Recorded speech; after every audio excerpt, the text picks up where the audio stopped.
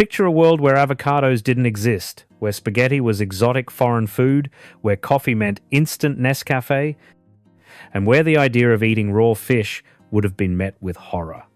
That was Australian food in the 1950s. Not the romanticised version of home cooking and family meals, but the actual everyday reality of what Australians ate, how they ate it, and what they considered normal. It was bland, it was repetitive, it was meat and three veg, and it was a world away from the multicultural food paradise Australia would become. This is what Australian food was really like in the 1950s, and the truth might shock you. Let's taste what's been forgotten. Number 1. Eating out was rare and formal. And here's what defined 1950s Australian food culture more than anything. People almost never ate out. Restaurants were for special occasions, only anniversaries, significant birthdays, major celebrations. The average Australian family might eat at a restaurant once or twice a year, if that.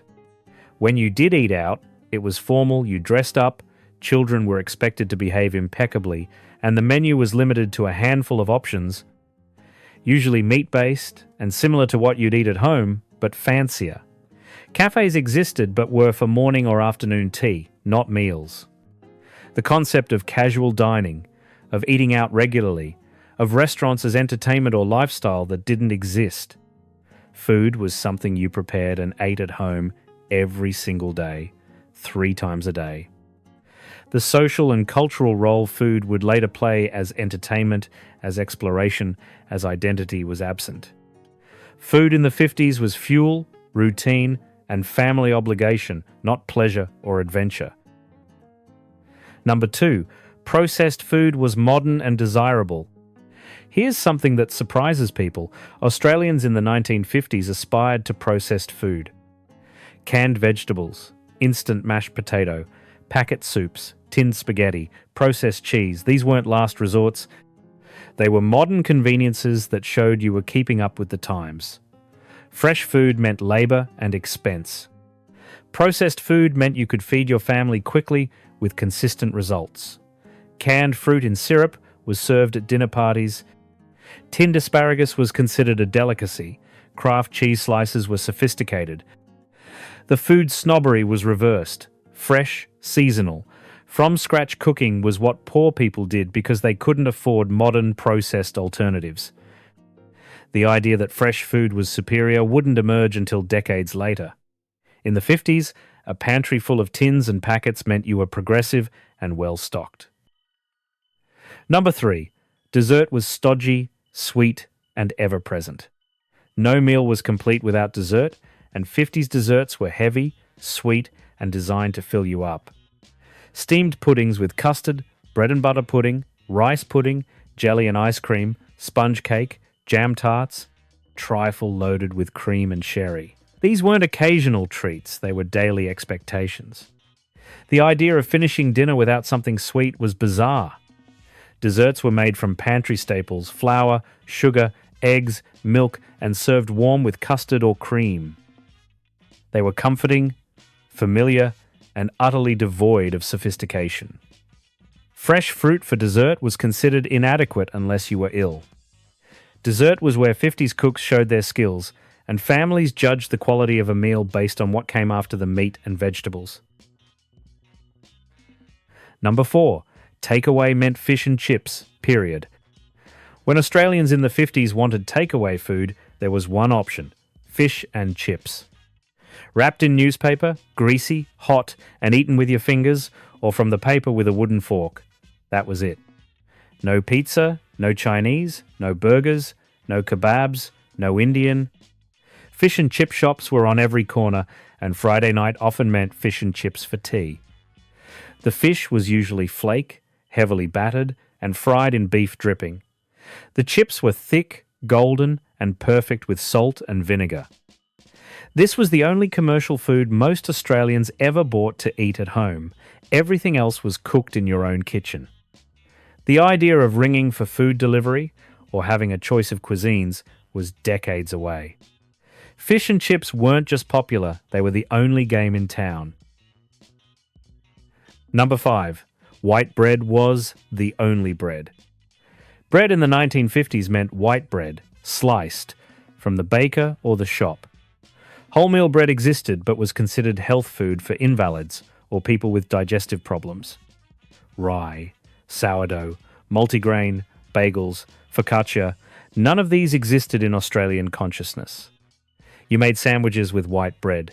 You served it with dinner. Has the You invisible made dietary toast from fibre it. you need, but The bread looks was and soft, tastes like uniform, soft white bread. and essentially tasteless, designed to be a vehicle rather than a feature. Crust was often cut off for children. Fresh bread was preferred but not essential, and stale bread became toast or breadcrumbs. The idea that bread could be crusty, chewy, flavorful, or artisanal was completely foreign. Bread was bread white, soft, and unremarkable. Number 6. Seasoning meant salt and pepper, nothing else. Open a 1950s Australian spice cupboard and you'd find salt, pepper, and maybe some dried herbs if the family was adventurous. That was it. Garlic was considered foreign and suspicious. Chili didn't exist in home cooking. Fresh herbs were unknown. Spices like cumin, coriander, or paprika were completely absent. Food was seasoned with salt and pepper only, and even that was used sparingly. The concept of building flavor through spices, marinades, or complex seasoning was foreign. Food tasted of itself, meat tasted like meat, potatoes like potatoes with minimal enhancement. This wasn't minimalist cooking or letting ingredients shine, it was simply lack of knowledge and access. The explosion of spices and seasonings that would arrive with multicultural immigration was decades away, and 50s Australian food was bland by default. Number 7. Vegetables were boiled into submission. The 3 vegetables that accompanied your meat weren't fresh, crunchy, or flavorful, they were boiled. Boiled until soft, often until mushy, with no seasoning beyond salt. Peas, carrots, potatoes, all boiled in plain water until any nutritional value or taste had leached out. The idea of steaming, roasting, or stir-frying vegetables didn't exist in most Australian kitchens. Fresh salads were rare and considered rabbit food. Vegetables were something you endured, not enjoyed, and children were forced to eat them despite their complete lack of appeal. The only acceptable preparation was boiling, and overcooking was standard. Do you remember vegetables so overcooked they'd fall apart on your fork, and the water they were boiled in being poured down the sink, taking all the nutrients with it? Number 8. Meat at every single meal was non-negotiable. Australians in the 1950s ate meat at every meal. Bacon or sausages for breakfast, a meat sandwich for lunch, and a substantial piece of meat for dinner, lamb chop, steak, roast, or mince.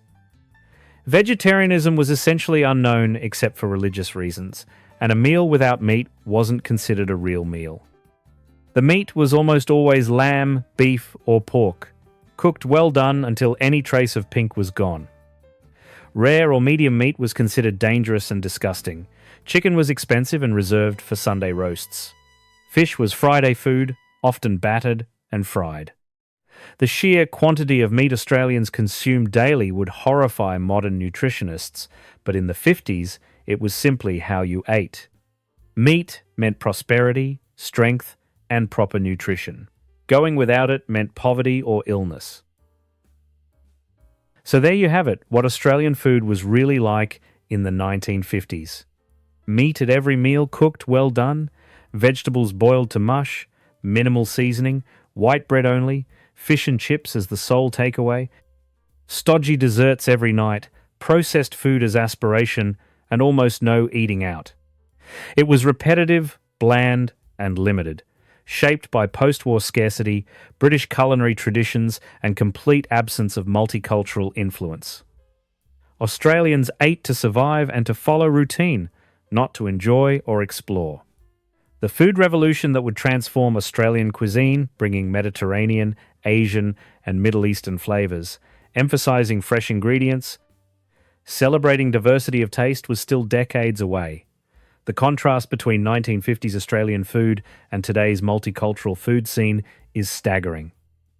We've gained variety, flavor, quality, and adventure. We've lost the simplicity, the routine, and the certainty that came from limited options. Whether you see 50s food as wholesome home cooking or culinary deprivation depends on your perspective. But one thing's certain. Australians today eat in ways their 1950s grandparents couldn't have imagined. What surprises you most about 1950s Australian food, and would you want to eat that way for even a week?